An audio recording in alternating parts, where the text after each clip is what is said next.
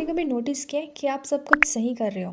आपकी अच्छी इनकम है, आप इन्वेस्टमेंट बहुत सही कर रहे हो, आपकी प्लानिंग भी बहुत सही है, फिर भी पैसा हाथ में टिकता ही नहीं है।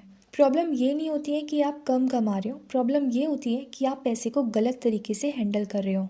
हम पैसे को सिर्फ कैलकुलेशन में समझते हैं, कितना आया, कितना गया, कितना इन्वेस्ट हुआ। पर the psychology of money book में एक सिंपल बात बोली गई हुई है कि पैसा मैक्स का गेम नहीं है, पैसा बिहेवियर का गेम है। और यहीं से ज़्यादातर लोग गलत डिसीजन लेना शुरू कर देते हैं। इस बुक का सबसे इम्पॉर्टेंट रूल है, being reasonable is more important than being smart. पर हम क्या करते हैं, हम स्मार्ट बनना चाहते हैं। स्मार्ट लोग सोचते हैं high returns, perfect timing, risk लेके जल्दी अमीर बनना। पर रियलिटी ये है, जो लोग बहुत स्मार्ट डिसीजन लेते हैं वो ज़्यादातर ओवर कॉन्फिडेंट हो जाते हैं। थोड़ा प्रॉफिट आता है, फिर रिस्क बढ़ता है, फिर एक गलत डिसीजन और सारा पैसा वापस ज़ीरो हो जाता है। इसलिए ये बुक बोलती है कि अमीर लोग स्मार्ट नहीं होते, वो रीजनेबल होते हैं। जैसे यहाँ पे दो पर्सन है, पर्सन ए और पर्सन बी।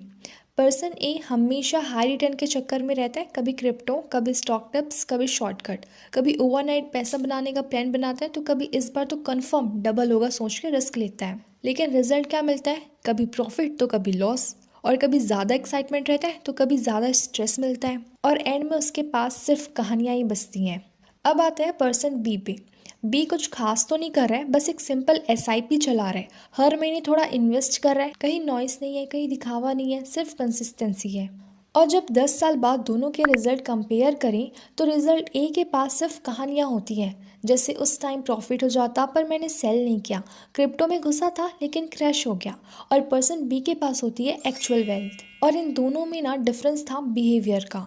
देखो, फास्ट मनी अट्रैक्टिव लगती है, but slow, boring, consistent investing, ये सब चीज़ रियल वेल्थ बनाती है। अगर तुम भी वेल्थ बिल्ड करना चाहते हो तो शॉर्टकट मत ढूंढो, सिस्टम बनाओ। Start small but stay consistent, because boring investing is actually brilliant investing. हम पेशेंस को वीक समझते हैं, हम स्लो प्रोसेस को फेलियर समझते हैं, पर यह बुक बोलती है कंपाउंडिंग सिर्फ पैसा नहीं, कैरेक्टर भी टेस्ट करती है। अगर तुम इमोशनली स्टेबल नहीं हो तो बेस्ट स्ट्रैटेजी भी फेल हो जाती है। मोस्ट पीपल पुअर इसलिए नहीं रहते क्योंकि वो कम कमाते हैं, इसलिए रहते हैं क्योंकि वो अपने इमोशंस कंट्रोल नहीं कर पाते।